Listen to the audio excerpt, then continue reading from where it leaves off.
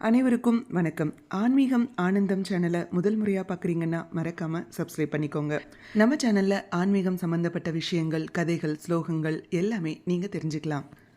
இன்றைக்கி நம்ம பார்க்க போகிறது விஷ்ணு பக்தரோட கதை தான். விஷ்ணுவோட கதையை கேட்டால் கங்கை தீர்த்தத்தில் நீராடிய பலன் கிடைக்கும். ஒருவர் தன்னோட வாழ்நாளில் தெரிந்தோ தெரியாமலோ செய்த பாவ வினைகளை எல்லாம் போக்குறதுக்கு ஒரு முறையாவது காசிக்கு போயிட்டு கங்கை தீர்த்தத்தில் நீராடணும்னு சொல்லுவாங்க. அதன் மூலமாக அனைத்து பாவங்களுமே அகன்றுவிடும் அப்படிங்கிறது ஐதீகமாக இருக்குது. கங்கையில் நீராட முடியாதவங்க காலம் முழுவதும் தங்களையும் அறியாமல் செய்த ஒரு பிழையால் அதற்குண்டான பாவ வினைகளை நீக்கிறதுக்கும் வழி இருக்குது. இப்போ நாம் கதைக்குள்ளே போகலாம். கங்கை நதிக்கரையிலிருந்து 4 மைல் தூரத்தில் உள்ள சிறிய கிராமத்தில் புண்ணியதாமா அப்படிங்கிற அந்தனர் வசித்து வந்தார். அதே ஊரில் பிருகத்தபா அப்படிங்கிற ஒரு தவசியும் வாழ்ந்து வந்தார். அவர் தினமும் மாலை வேளையில் இறைவனோட லீலைகளை ஹரி கதையாக கூறுவார். அந்த கதைகளை புண்ணியதாமா தவறாமல் கேட்டுட்டு வந்துடுவார். தன்னோட அன்றாட பணிகளை முடிச்சுட்டு பிருகத்தபா சொல்லக்கூடிய கதையை கேட்க கிளம்பிடுவார். தனது 100 ஆண்டு கால வாழ்க்கையில் ஒரு நாள் கூட அவர் ஹரி கதையை கேட்க தவறியதே இல்லை. அன்றாட பணிகளை எல்லாம் முடிக்கிறது, ஹரி கதையை கேட்கிறது, உணவு கேட்டு தங்க இடம் கேட்டு வர்ற அதிதிகளை உபசரிக்கிறது என்பதுதான் இவரோட தலை சிறந்த பணியாக இருந்துச்சு. கங்கையில் இருந்து 4 மைல் தூரத்தில் இருந்தாலும் ஒரு நாள் கூட புண்ணியதாமா கங்கையில் நீராடியது கிடையாது.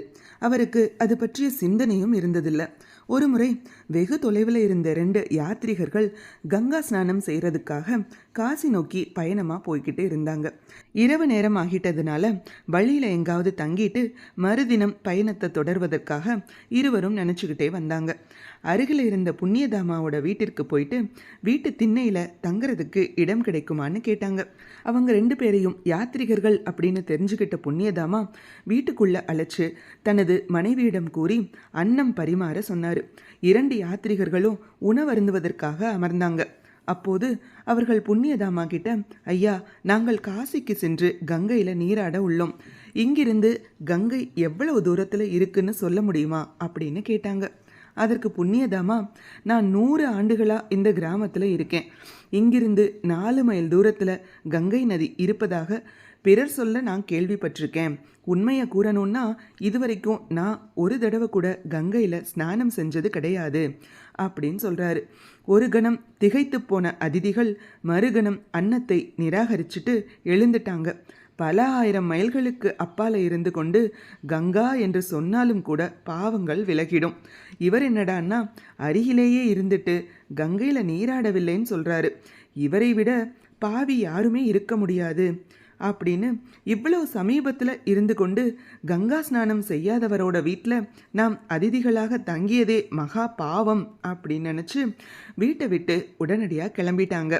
அவர்களோட செய்கையை கண்டு புண்ணியதாமாவோட மனம் மிகவும் துயரத்தில் ஆழ்ந்து விட்டது. ஆனால் அந்த 2 யாத்ரிகர்களும் கங்கையில் நீராடாதவரோட வீட்டில் தங்கியிருந்த பாவத்தை கங்கையில் நீராடி தான் போக்கணும் அப்படின்னு சொல்லி தங்களுக்குள்ளேயே பேசிக்கிட்டபடி கங்கை நதியை நோக்கி வேகமாக நடை போட்டு போயிட்டாங்க.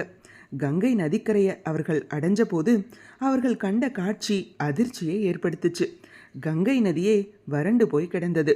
அதில் ஒரு சொட்டு தண்ணீர் கூட இல்லை. காணல் நீர் கூட தென்படலை. கங்கை நதிக்கரை ஓரமாகவே நடந்து கங்கை உற்பத்தியாகிற இடம் வரைக்கும் சென்று போய் பார்த்தார்கள். ஆனாலும் அங்கே கங்கையை அவர்களால் காண முடியவில்லை.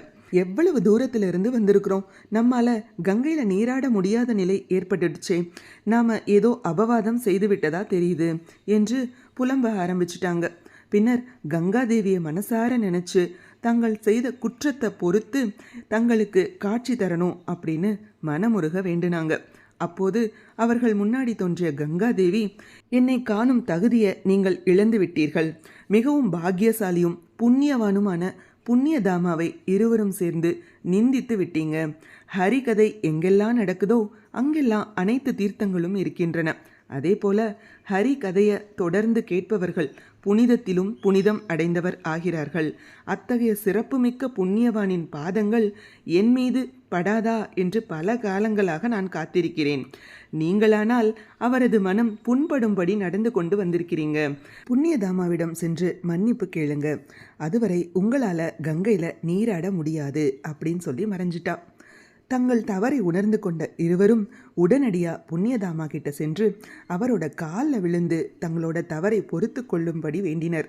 அவர்களை அரவணைத்து கொண்ட புண்ணியதாமா 2 பேரையும் பிருகத்தபாவிடம் அழைச்சிட்டு போயிட்டு 2 ஆண்டுகள் ஹரி கதையை கேட்கும்படியா செஞ்சாரு.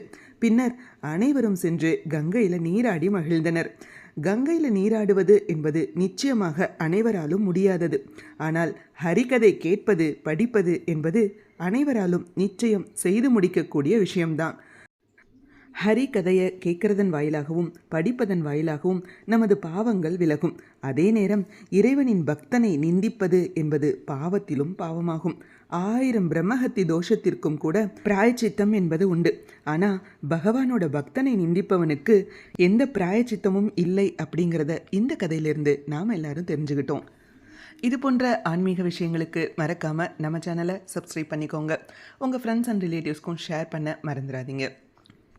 நல்லதே நடக்கட்டும், நன்மையே பிறக்கட்டும். நன்றி, வணக்கம்.